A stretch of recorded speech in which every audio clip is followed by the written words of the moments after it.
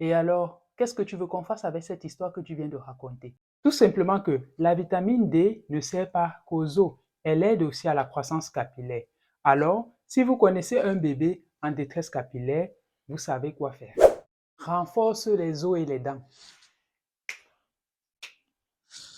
Favorise l'absorption du calcium et du phosphore essentiel pour la solidité des os. Booste le système immunitaire, aide à combattre les infections, moins de maladies respiratoires comme le rhume, la grippe, etc.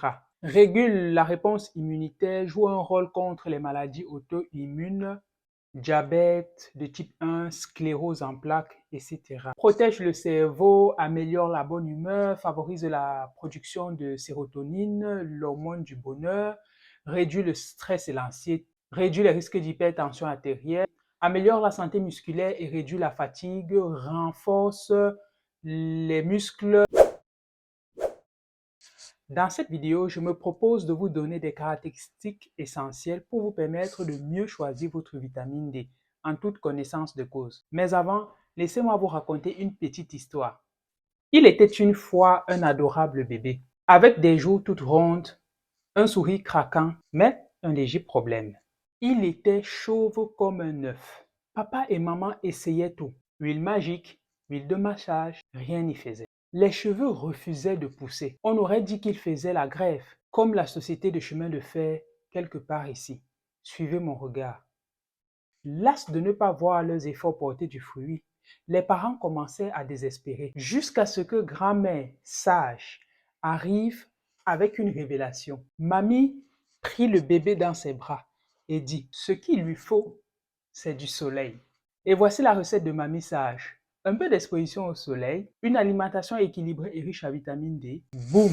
Quelques semaines après, voici de petits cheveux qui commençaient à apparaître sur le crâne de bébé autrefois chauve. Et alors, qu'est-ce que tu veux qu'on fasse avec cette histoire que tu viens de raconter? Tout simplement que la vitamine D ne sert pas qu'aux os, elle aide aussi à la croissance capillaire. Alors, si vous connaissez un bébé en détresse capillaire, vous savez quoi faire. À présent, rentrons dans le vif du sujet.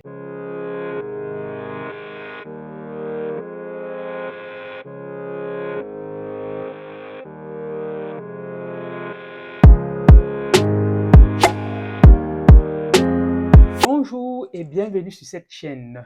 Voici ta solution bien-être. Moi, c'est Lorraine. Si tu me découvres pour la première fois, nous t'invitons à t'abonner et partager. Alors ici, qu'est-ce qu'on fait? On parle de santé et bien-être, surtout en termes de pistes et mieux encore, solutions que nous-mêmes avons déjà testées pour la plupart et qui fonctionnent. Donc, on te les partage parce que nous croyons que si ces solutions ont fonctionné pour nous, elles peuvent également fonctionner pour toi. Tu me poseras peut-être la question, est-ce que toi c'est moi, est-ce que vous c'est moi? Tout simplement parce que nous croyons que toi et nous sommes faits de chair et de sang. Une chose à faire, ou plutôt deux, ou même trois, abonne-toi, partage et active la cloche de notification. À tout de suite pour la suite. Peut-être que tu te poses la question de savoir, mais pourquoi est-ce qu'elle nous a raconté une histoire au début d'un enfant chauve, etc., qui avait besoin de cheveux et la vitamine D l'a aidé? C'est tout simplement parce que des journaux en parlent beaucoup ces derniers temps. Beaucoup d'enfants ici n'ont pas de vitamine D ou ont très peu de vitamine D, surtout dans les pays du Nord, parce qu'il y a très peu de soleil. Et ça ne s'arrête pas simplement aux enfants. Les adultes aussi, comme toi et moi, en avons besoin au quotidien. Tu sais, la vitamine D est essentielle pour synthétiser tout ce qui est protection immunitaire, la santé des os chez les enfants, chez les adultes aussi, pour prévenir certaines maladies de dégénérescence de neurones comme l'Alzheimer. C'est une vitamine essentielle, donc on ne peut s'en passer. Étant donné que les vitamines D sont accessibles en grande surface et dont on n'a pas forcément besoin d'ordonnance pour les acheter, il est quand même important de pouvoir être un consommateur averti. C'est ce que nous prenons également sur cette chaîne. Alors, moi, ce que je me propose dans cette vidéo, c'est de parcourir avec vous quelques caractéristiques essentielles que vous et moi, en tant que consommateurs, devrions savoir, connaître pour mieux nous décider lorsque nous faisons le choix d'une vitamine D, que ce soit pour nous-mêmes ou pour nos enfants. C'est parti, je te propose qu'on se retrouve derrière mon PC. Dans cette partie de la vidéo, j'aimerais vous présenter 4 critères essentiels que vous et moi, en tant que consommateurs, devrions ouvrir les yeux dessus, n'est-ce pas? lorsque nous voulons choisir une vitamine D, que ce soit pour nous-mêmes ou pour nos enfants. Mais avant, j'aimerais revenir sur les conséquences fâcheuses, parfois, que peuvent entraîner le manque de vitamine D. Alors, si tu es attentif à ta santé, reste jusqu'à la fin de cette vidéo pour en savoir plus. Je vais donc procéder en deux temps. Je vais d'abord présenter les conséquences du manque de vitamine D chez l'adulte et ensuite les conséquences du manque de vitamine D chez l'enfant. C'est parti. Je tiens à préciser ici qu'il s'agit de manifestations externes. Donc, ce sont les signes extérieurs que vous et moi pouvons facilement remarquer sur nous-mêmes ou sur nos enfants et qui peuvent nous alerter sur un manque de vitamine D. Première conséquence du manque de vitamine D chez l'adulte, ça va être la fragilité osseuse et l'ostéoporose. Sachant que la vitamine D permet une meilleure absorption du calcium qui, lui, va agir au niveau de la solidité des os. Donc, si vous observez que vous avez des os de plus en plus fragiles et que vous vous fracturez facilement, c'est peut-être que vous manquez de vitamine D. Les risques chez les seniors, c'est l'ostéoporose. Donc, on a les os qui vont s'effriter et qui vont aussi très vite se casser. Deuxième signe que vous souffrez peut-être du manque de vitamine D chez l'adulte, c'est que vous avez des douleurs musculaires, des fatigues chroniques et vous vous sentez fatigué en permanence. Sensation d'épuisement. Vous n'avez pas fait d'effort, mais vous êtes fatigué. Faites attention et soyez vigilant. Troisième conséquence liée au manque de vitamine D chez l'adulte, c'est la dépression et les troubles d'humeur. Sachant que la vitamine D est responsable de l'hormone du bonheur qu'on appelle aussi la sérotonine. Alors, si vous manquez de vitamine D, la conséquence va se ressentir sur votre humeur. Vous serez généralement d'humeur dépressive, vous ne voulez rien, vous ne voulez même pas être en contact avec les gens. Et parfois, ça a des conséquences bien plus graves. Quatrième conséquence du manque de vitamine D chez l'adulte, c'est que vous allez être sujet plus facilement aux maladies comme la grippe, le rhume, etc. parce que votre système immunitaire est faible. La vitamine D a pour rôle premier aussi de maintenir vos défenses immunitaires au top. Donc si vous en manquez, le rhume, la grippe et toutes ces maladies-là, vous allez facilement les attraper. De plus, vous allez aussi développer des risques accrus des maladies auto-immunes comme le diabète de type 1 ou encore la sclérose en plaques. Donc il est très important de consommer, autant pour moi, sa vitamine D au quotidien. La cinquième conséquence du manque de vitamine D chez l'adulte, ça va être le fait que vous allez avoir une propension à développer les maladies cardiovasculaires parce que la vitamine D a également un apport significatif au niveau du cœur. Chez l'enfant, une des conséquences du manque de vitamine D, ça va être le rachitisme, une déformation osseuse, caractérisée par le fait que l'enfant va par exemple avoir les jambes arquées et des difficultés à se mouvoir. Une croissance également musculaire ou plutôt osseuse également difficile. Deuxième conséquence du manque de vitamine D chez l'enfant, ça va être les difficultés moteurs. Donc vous allez avoir des enfants qui vont avoir du mal à se mouvoir. Par exemple, 4-5 mois, l'enfant ne rampe pas. À plus d'un an, l'enfant ne marche pas parce qu'il a les os qui sont très fragiles et il n'a pas de tonicité musculaire. La vitamine D est vraiment essentielle pour cela. Une autre conséquence, la troisième conséquence du manque de vitamine D chez l'enfant, ça va être la faiblesse du système musculaire. Ce sont des enfants qui vont être facilement sujets à des maladies comme le rhume, la grippe ou encore les maladies ORL. Et parce que le système immunitaire est faible, le manque de vitamine D va se ressentir à ce niveau-là. Il y a également des risques accrus de surpoids et de diabète pour ces enfants qui manquent de vitamine D. Et parce que la vitamine D a une influence importante sur l'insuline. Comment mieux choisir une bonne vitamine D? 4 critères essentiels que vous et moi en tant que consommateurs devrions ouvrir l'œil avant de choisir, que ce soit pour nous ou pour nos enfants. Premier critère, choisissez la vitamine D cholécalciférol. Tout simplement parce que la cholécalciférol, c'est la forme naturelle de la vitamine D qui est naturellement sécrétée ou synthétisée par notre peau lorsqu'on est exposé au soleil entre 10 et 30 minutes par jour. En plus, ça offre une meilleure biodisponibilité.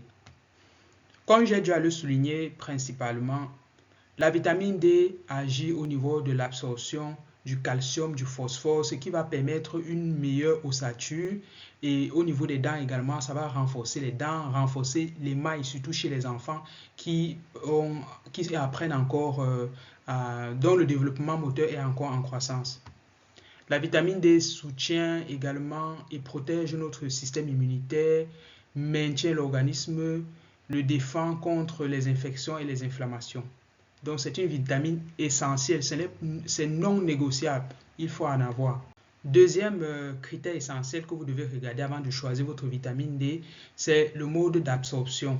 Les plus prisées sont souvent gouttes huileuses ou capsules parce qu'elles offrent une absorption optimale. Cependant, si vous prenez en comprimé à croquer ou à avaler, il est conseillé de prendre à côté du gras. Du gras, ça peut être celui de l'avocat, celui des graines ou tout simplement d'une huile végétale de votre choix, par exemple comme le colza ou l'huile d'olive, mais en pur extra vierge. Vous pouvez également prendre du jaune d'œuf, c'est une bonne source de gras. Cependant, si votre vitamine D est sous forme de comprimé sec, vérifiez également s'il y a à l'intérieur des cofacteurs, c'est-à-dire des éléments comme le magnésium, le zinc, la vitamine E ou la K2 qui va favoriser une meilleure absorption. Troisième critère essentiel à regarder lorsque vous voulez choisir une bonne vitamine D, c'est la dose par prise. Sachant qu'en tant qu'adulte, pour une efficacité optimale, il faut une dose qui varie entre 1000 et 4000 UI. Et cela va vraiment dépendre de si vous êtes dans un état de santé normal, c'est-à-dire que vous n'avez pas une carence en vitamine D. Cependant, si vous avez une carence en vitamine D, cela peut aller au-delà de 4000 UI. Et dans ce cas, ce serait mieux de se faire suivre par un médecin. Maintenant, si vous voulez savoir si vous avez quel est votre taux de vitamine D dans votre sang, il y a une analyse sanguine qui se fait qui s'appelle la 25-OHD qui permet donc de voir quelle est la quantité de vitamine D que vous avez par litre de sang. Comme ça, vous pourrez prendre la quantité de vitamine D qui vous sera prescrite. Mais si c'est juste pour un maintien de votre système immunitaire, de prendre la dose nécessaire au quotidien que le corps a besoin pour la santé cardiovasculaire, des os, du cœur, etc., vous devez vous situer entre 1000 et 4000 UI. Quatrième critère à prendre en compte lorsque vous voulez choisir une bonne vitamine D, ce sont les ingrédients associés, ce que j'ai appelé tantôt les cofacteurs. Par exemple, la vitamine K2 va agir au niveau de la fixation du calcium sur les os. Donc, si vous choisissez une vitamine D et qu'à l'intérieur on vous dit qu'il y a la K2, c'est une bonne nouvelle. Vous devez également regarder s'il y a du magnésium, du zinc. Bon, s'il y en a en plus, c'est beaucoup mieux parce que eux aussi également, ils vont aider à optimiser et à favoriser une meilleure assimilation de votre vitamine D, que ce soit chez vous ou chez votre enfant. En résumé, qu'est-ce qu'il faut retenir pour mieux choisir sa vitamine D?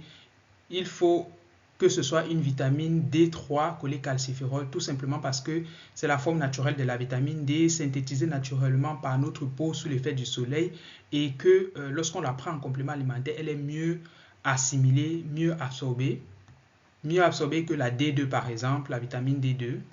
2. Choisir un dosage adapté à vos besoins, idéalement entre 1000 et 4000 UI par jour, surtout en hiver. Cependant, notez que si vous êtes en carence de vitamine D et que c'est sévère, par exemple parce que vous avez observé trop de symptômes que j'ai présentés précédemment, il est important pour vous de rencontrer un spécialiste pour consulter afin de savoir exactement quelle est la quantité qu'il vous faut en vitamine D. 3. Optez pour une forme de vitamine D bien absorbée, gouttes huileuses, capsules. Et si ce sont des comprimés, choisissez ceux qui sont bien formulés, qui contiennent des cofacteurs, comme je vous ai parlé précédemment, comme la vitamine K2 qui va agir au niveau du renforcement du calcium sur vos os, ou encore le magnésium, etc. 4. C'est le point précédent en résumé. Donc, vérifiez la présence des cofacteurs. Donc, ce sont ces éléments-là, comme le magnésium, le zinc, la vitamine K2 qui vont aider à ce que vous puissiez mieux absorber ou plutôt que votre organisme absorbe mieux la vitamine D. Donc, si vous voyez par exemple une vitamine D et qu'à l'intérieur on a rajouté de la E, ça veut dire que c'est intéressant pour vous. Et qu'elle est également riche aussi en calcium, en magnésium. Donc, ce sont des vitamines qui peuvent être intéressantes pour vous. Cinquième point, privilégiez également la qualité des vitamines D qui sont certifiées, dont vous savez voir l'origine. Les origines des vitamines D sont généralement soit la lanoline ou le lichen. Voilà, la lanolin, en fait, c'est cette résine-là qui est issue de la peau de mouton et à partir de laquelle on s'est synthétisé la D3, cholécalciférol, donc qui est, comme je vous ai dit précédemment, la vitamine D produite naturellement par notre peau sous l'effet du soleil. D'autres vitamines, comme vous pourrez le voir sur les différentes, quelques-unes des présentations sur l'image, ont pour origine le lichen. En général, c'est le lichen boréal qui vient des forêts boréales, autant pour moi, du Canada, en Scandinavie ou de la Russie. Et donc, le lichen, présente une structure symbiotique parce que ça vient à la fois des algues et des champignons. Donc, c'est un peu un mix des deux. Nous espérons qu'à partir de cette vidéo, vous avez pu apprendre quelque chose sur des critères essentiels que vous devriez regarder pour pouvoir mieux choisir votre vitamine D, que ce soit pour vous-même ou pour vos enfants. Quant à nous, nous vous disons merci de nous avoir suivis. Abonnez-vous, partagez. Vous pouvez également nous laisser en commentaire votre avis, partager vos expériences avec les vitamines D. Quelles sont celles que vous consommez, depuis combien de temps et surtout pour quelles raisons? Qu'est-ce qui vous fait consommer cette vitamine D là et pas une autre? Ça nous intéresserait de savoir. Quant à nous, on vous dit merci de nous avoir suivis jusqu'ici.